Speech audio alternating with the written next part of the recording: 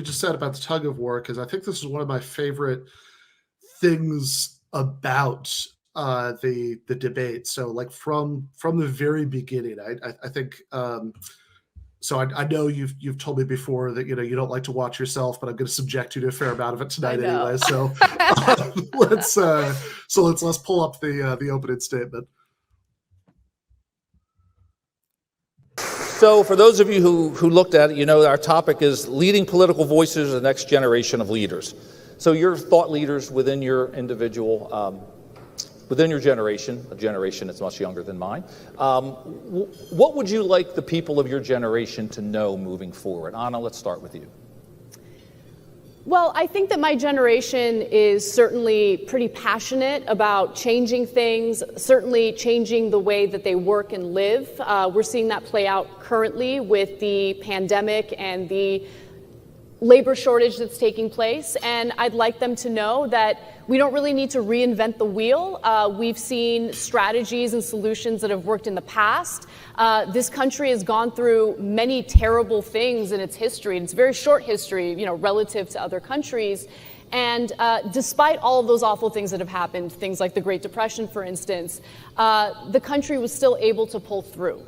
And I would suggest looking to history at the solutions that worked, specifically a strong labor movement in order to, really rework the power dynamic that we're seeing right now in the workplace. I think a lot of the reasoning for not going back to the jobs that workers were previously working in prior to the pandemic has to do with the fact that, hey, we've been staying home during the lockdown.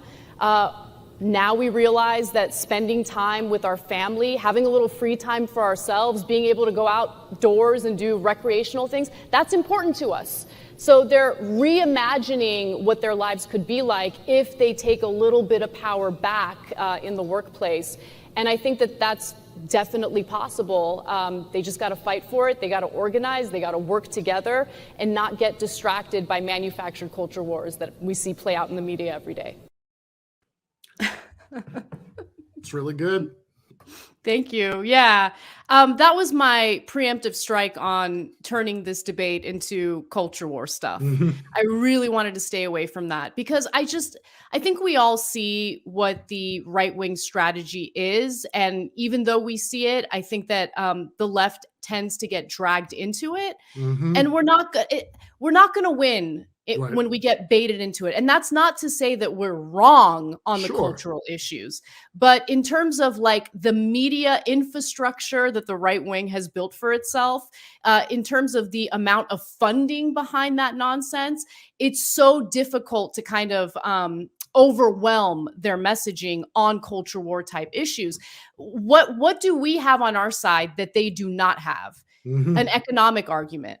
They don't have an economic argument. I mean, Ben Shapiro had put out a video months and months ago where he's trying to trash labor unions. And this is like a Prager University video. And he got a lot of backlash from his own audience about that, because it doesn't matter if you're on the right or the left. If you're a worker in America, you know what it's like to have no power in the workplace and to want to have power so you can actually make decisions that impact your life, and not just at work, but outside of work as well. So I really wanted to kind of like make that preemptive like strike on culture wars, or manufactured culture wars before Ben could jump in. But you guys will see how this all plays out throughout the debate.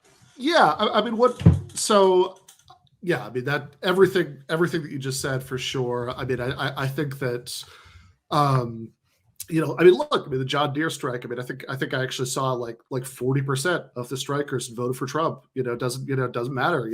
That's not like, that has nothing to do with it. I mean, like regardless of who you voted for, whoever, even though, right? I mean, Trump was appointing hardcore union busters, throughout his time in office to the NLRB. It's something that can activate people, because they see the issues that are immediately affecting them, and these kind of two-tiered contracts, they were trying to impose.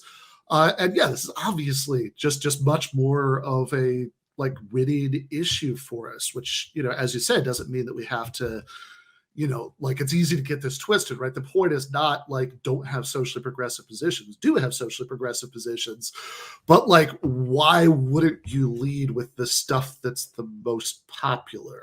Exactly. I mean, and let me give you a perfect example of someone who did take the bait and it hurt him Mm-hmm. politically. Terry McAuliffe. Right. Exactly. I mean, Terry McAuliffe got dragged into or baited into the whole Mm-hmm. critical race theory debate. And so the way that the right wing had framed it was parents' choice or the ability for parents to weigh in on the curriculum that their children Mm-hmm. are learning. And Terry McAuliffe essentially said the messaging coming from him in response to that was that parents should not have a say. Now, I Right. get where he was coming from.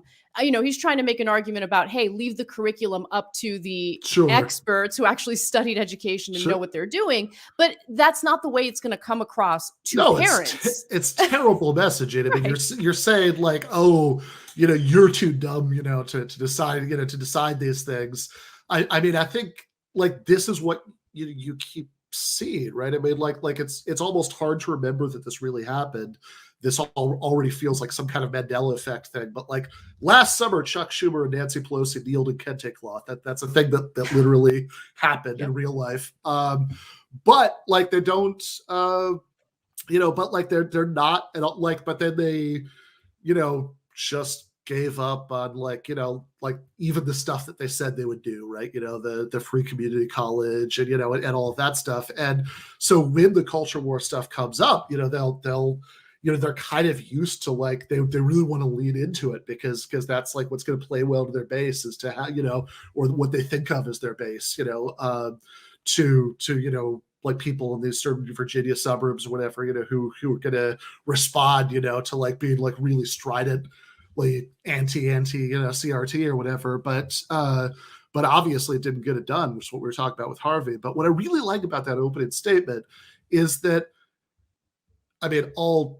respect to the moderator, it was kind of a dumb question. Like it's like what it's what's your message to generations? Like I'm not even quite sure what that means, but you and certainly whatever he's asking about like sounds like vaguely cultural, and you manage to just really seamlessly be like, well, what I think right within the first 30 seconds, the answer is, and you have to have labor unions, and this is what's worked before, and and you have this really strong message about the kind of labor militancy that's going on right now, and how this is actually something that people could do to sort of fight for a more equal society, which is obviously not going to play well at the LA Chamber of Commerce, but that's not the most important audience that's ultimately watching.